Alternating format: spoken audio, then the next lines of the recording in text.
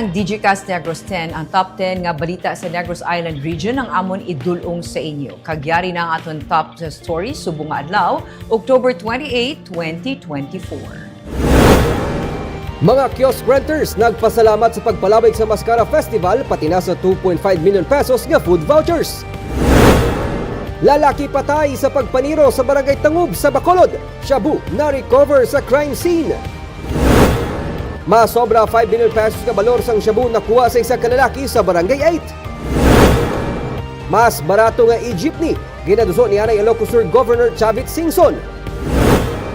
Kag sa good vibes, Barangay Granada, 2-time Grand Slam champion sa Masskara Festival Street and Arena Dance Competition. Initanan sa Digicast Negros X.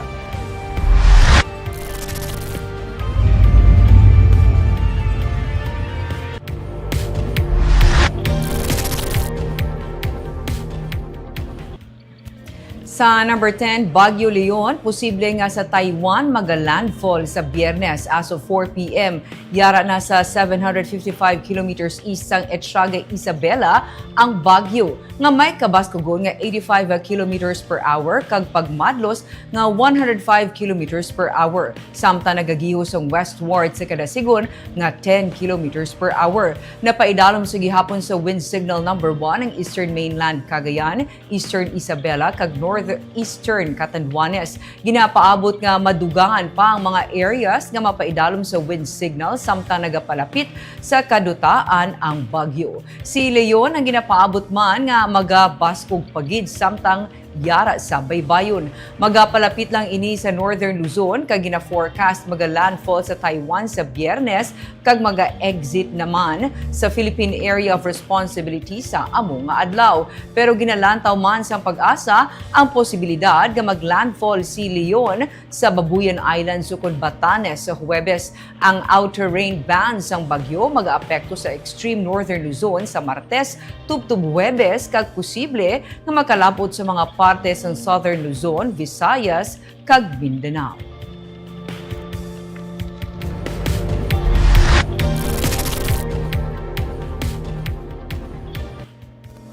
Sa number 9, Bacolod Mayor Albi Benitez kag Negros Occidental Governor Eugenio Jose Lacson ang ginkilala bilang kabahin sa mga top performers sa pungsod. Sa Boses ng Bayan nga isa ka initiative sang RPMD Foundation, rank 2 si Mayor Albi Benitez sa mga top performing city mayors sa pungsod. Kag si Governor Eugenio Jose Lacson naman rank 3 sa mga governors. Sunod sa RPMD ang evaluation na nagasakop sang anong ka key performance indicators kag iniya nagalakip sang leadership and governance, economic development and infrastructure, social welfare and public services, public safety and security, environmental management and sustainability, kag public satisfaction and engagement. 87.82% ang rating ni Benitez kag 89.8% naman ang rating ni Lacson. Ginsiling naman ni Lacson nga ang pagkilala nga nabaton pagkilala sa Team Negros. It's not about the governor, no. It's really the team, no. Team Negros Occidental that should be given the credit for that, no. And we will continue to serve the Negrense, which is really the why we're working as hard as we could, no, here in the provincial government. So I congratulate the whole team of the provincial government of Negros Occidental.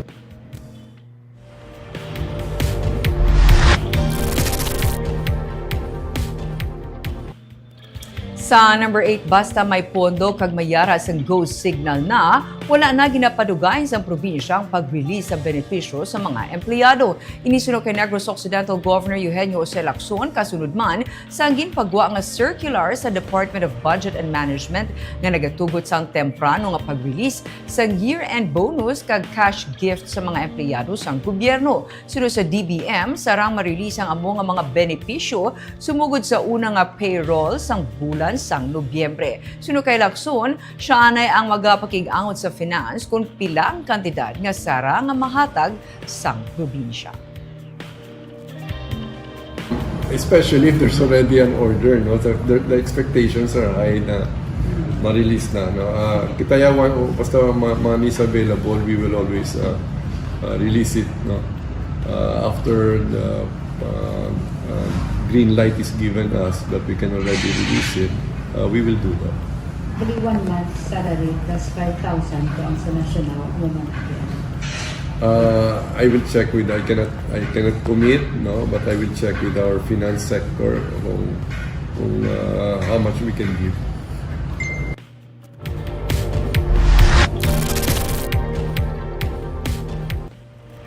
Sa number 7, kapini sa kabilyon ka pesos nga pondo halin sa Masquerade Ball, ipalabot sa halitan sang bagyo. Sa magarbo nga Masquerade Ball, nagtipo ng pilalang sa mga kilala nga personalidad sa negosyo, politika kag showbiz sang Sabado sang gabi.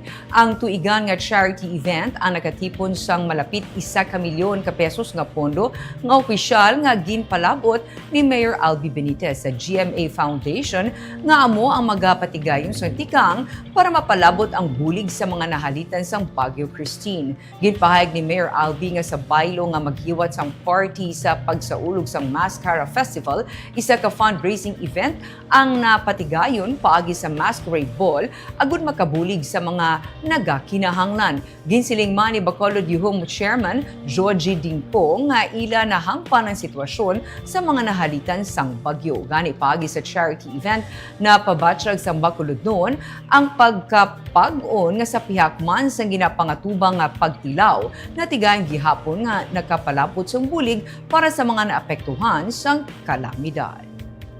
Would like to show that we are sensitive sa natabok typhoon victims, and we're showing our sincerity and support.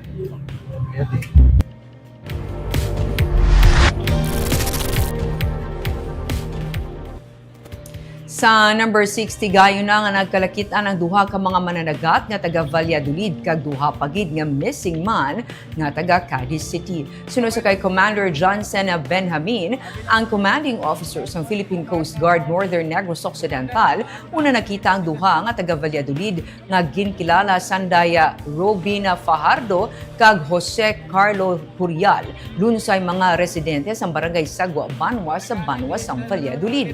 Biyernes las 12 sang udto, nagpalawod ang duha sang naabtan sang ulan kag dalag po nga balod sa baybayon. Sabado sang aga na rescue sila sa mga mangingisda sa baybayon na sang silay. Samta ang duha ka mga persona nga ginkilala sa Edwin Inojales kag Joren Parotchel, 22 anyos sang barangay Zone 1, Cadiz City nga ginreport nga missing ang nakalapot sa isla sang Nabugtot, Placer, Masbate. Isa ka concerned citizen na nagpost sa social media na nakalabot sa amo nga isla ang duha, gani nakalabot ang impormasyon sa ila mga himata. As of press time, suno kay Irene Bel Plotenia, ang pamuno sa Provincial Disaster Risk Reduction Management Council, nagahulat sa medical clearance ang duha para sila ang makapauli sa Negros.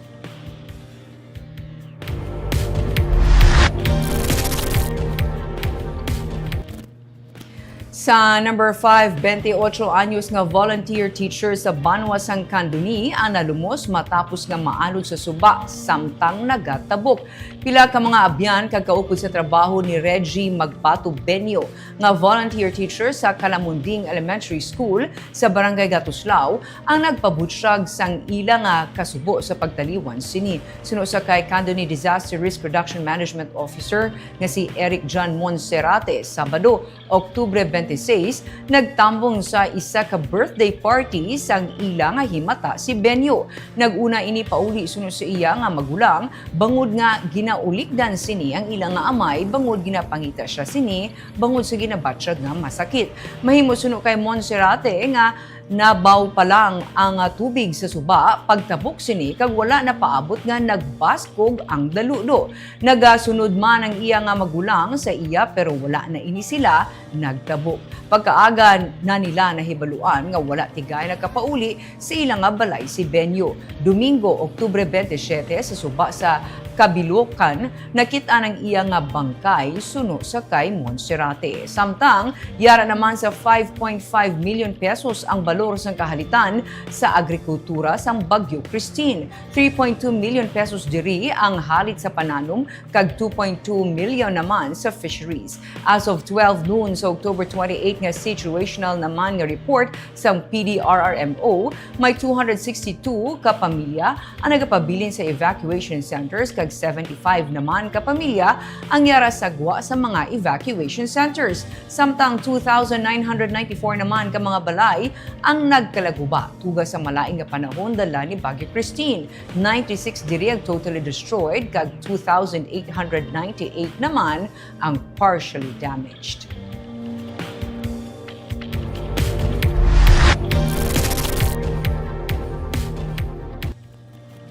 Sa number 4, mas barato nga e-jeepney ginaduso ni Anay Ilocos Sur Governor Luis Chavit Singson para sa ginapatuman nga Public Utility Vehicle Modernization Program. Sa madason nga tuig sugura ni Anay Ilocos Sur Governor Singson ang pag-roll out sang tig 1.2 million pesos nga electric jeepney kaupod ang Korean-based firm nga amo ang maga-manufacture sa mga public utility vehicle units nga iya ginaduso para sa modernization program.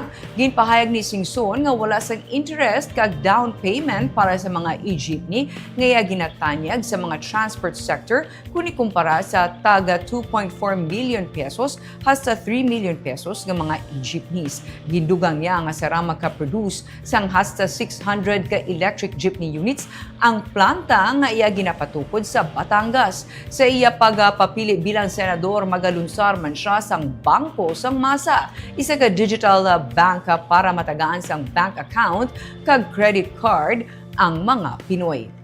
Madason niya nga ginapromisa ang universal basic income nga tig 500 pesos para sa tanan nga mga Pilipino nga nagaedad 18 anyos pasaka. Si Singson ang ginupdan sang iya anak nga si Representative Richel Singson sang Ako Ilocano Ako Party List para magbuylog sa kasadyahan sang tuigan nga Masskara Festival. I will provide all electric vehicles, electric tricycles, electric motorcycles, no down payment, zero interest, no guarantee. Saan kayo nakakita ng umuutang na walang porsyento, napapautang na walang porsyento? Tanong ko yun, wala. Ako lang ang wang-wang na napapautang na walang interest. Sir, na 500 for the minimum wage earners every month. Yes. Yung sa youth, yung age, 18 years old and above, 500. At gagawin kong pangalan yan, Chavit 500. Baka may kumupya eh. Kumpiyan na nila, pero Chavit 500 pa pangalan ko.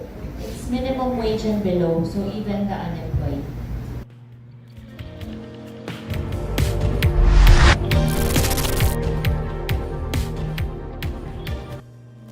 Sa number 3, masobra sa 5 million pesos na balor sa shabu nakuha sa isa ka lalaki sa Barangay 8 sa Bacolod. Nagdangat sa siyam ka bultos ang suspected shabu nga may kabugaton nga 800 grams kag nagabalor sang 5.4 million na pesos ang nakuha sa isa ka high-value individual sa drug buy-bust operation sa police station sa Purok Nara Baybay, Barangay 8, Syudad sa Bacolod, Sabado sang gabi.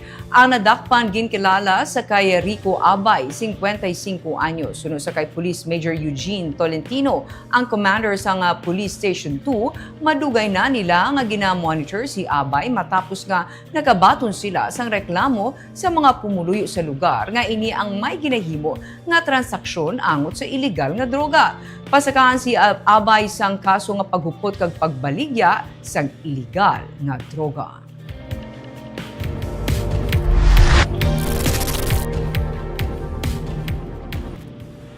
Sa number 2, lalaki patay sa pagpaniro sa Barangay Tangub sa Bacolod. Shabu na recover sa crime scene. Patay sa pagpaniro si Christopher Zuniga nga nagasakay sa motorsiklo. 11:00 sang gabi sa Sabado sa Araneta Street, sakop sa Barangay Tangub sa Bacolod. Base sa report sa Bacolod City Police Station 8, gintiro sang wala pa makilala nga suspetsado ang biktima kag gilayon nga nagpalagyo. Nag-angkon sang igos sang bala sa nagkalain-laing nga parte sang iyang alawas ang biktima nga gintunaan sang iya kamatayon. Nakuha sa crime scene ang 4 ka sachet sang suspected shabu kaga 500 pesos. Padayon ang investigasyon sa Police Station 8 sa kaso.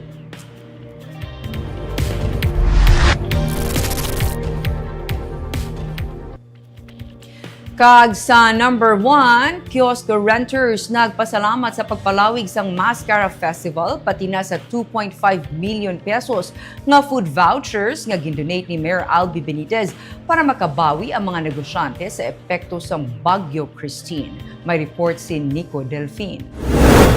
Sa Electroika Diva and Float Parade Competition, ginanunsyo ni Mayor Albi Benitez ang pagpalawig sa Masskara Festival agud matagaan kahigayunan. Ang mga kiosk owners nga makabawi sa epekto sa maulanon nga panahon epekto sang Bagyo Christine. Ganing mga kiosko sa plaza pati na sa Bacolod City Government Center kag the Upper East ang sanang maka-operate hasta Oktubre 31. But we understand because it happened. So since natabo na, and I've said may president naman sa una, ang mga iba niya mga Masskara festivals kung nag-ulan, kung nagbagyo, gina-extend mo nila. So we're doing the same thing. Ang addition na ni Subong, we're personally giving mga food vouchers para sigurado gid nga mag-income ang aton mga vendors. Ginpasapasahan sa social media ang panawagan sa pila ka mga kiosk owners sa Bacolod Public Plaza na naghihinyo sang bulig matapos malugawan sa negosyo epekto sang bagyo dungan sa pagsaulog sang tuigan nga selebrasyon. Gani magluwas sa extension, personal man nga magadonate sang 2.5 million pesos nga balor sang food vouchers. Si Mayor Albi kung sa diin sa mga kiosko sa plaza kuhaon ang mga food packs. Kaya kung let's say concert, pasi mag-atento, hindi pa mapakal sa ila. Pero kung diretsyon na lang ang gasto sa mga concerts kag sa mga entertainment, sa food vouchers, masigurado gid makato sa ilang tindahan. No? Labi anegin pasalamatan sa mga kiosk owners agud bisan paano makabawi sila sa balayran sa renta. Sa special sessions ng konseho, ginaprubahan man ang special permit para sa temporary road closure sa 3 ka mga Masskara Festival sites sa Oktubre 28, tubtob 31. Ginatunan pa sa Bacolod Traffic Authority Office kung kinahanglan ng full road closure sa Dalan Gonzaga. Bangod natala na mandri nga maga-display sa mga bulak ang mga flower vendors para sa natalana ang atig kalalag. Nico Delfin para sa Digicast Negros.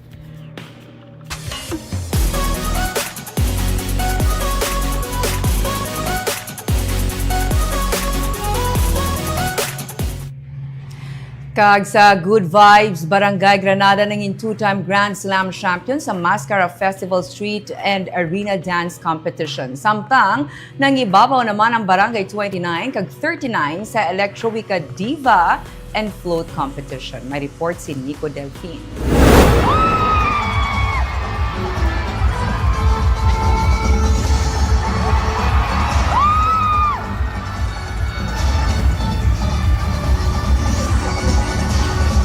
Pangimbukada nga performance sa Masskara Festival Street and Arena Dance Competition ang back-to-back champion Barangay Granada nga karon 2-time Grand Slam champion matapos mapabilib ang mga judges kag lingibo nga mga tumalanaw nga nagdagsa sa Paglaom Sports Complex sang Domingo. Sa 7 ka mga nagpasakop nga barangay, sila man ang nakakuha sa Bacolod Yuhum Choice Award, Best in Theme and Concept, Best in Music, Best in Mass Headdress and Costume kag Connectivity and Motion Award.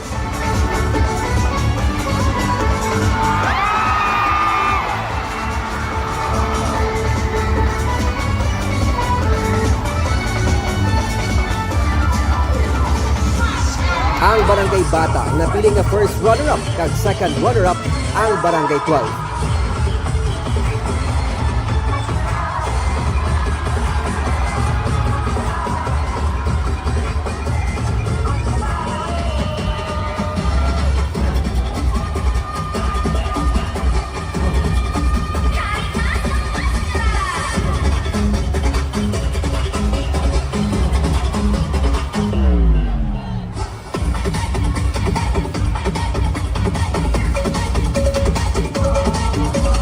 Ginpasidungga naman ang kilala nga choreographer nga si Jesus Segundo Cabalcar sang Pillar of Dance Excellence Award.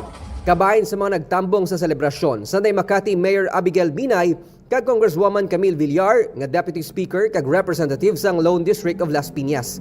Yaraman sa na-incumbent Congressman Greg Gasataya kag mga city officials. We experienced a bit of the challenges brought about by Bagyo. It dampened a lot of spirit, but nevertheless, we Bacolodnon showed that despite of all these challenges, we can continue to celebrate the Masskara Festival and bring back the reason why we are all having the Masskara Festival. Magluwas sa magarbo nga fireworks display, naghatag man sang kakunyag ang nahauna nga drone show.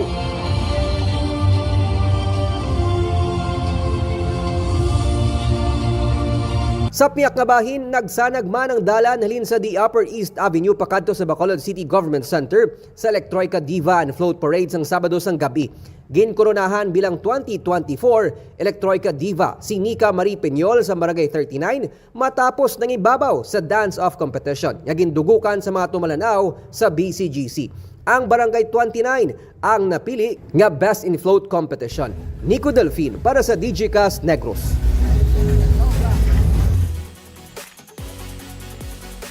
Takot kita nagatamyaw kung naga-shoutout sa ating mga followers kay Romel Mahilom Gallo, maayong hapon. Kasubuman kay Virginia Nueva Espana. Maayong hapon, Miss Virgie. And of course, nagapa-shoutout naman niya si Don Don. Pa-shoutout kuno kay Ma'am Dali sang dak sa dorm sa Villamonte watching from KSA. Kagamo yato ang top 10 stories of the day. Tubtub buwas. Ako si Barbara Mijares. Maayong gabi.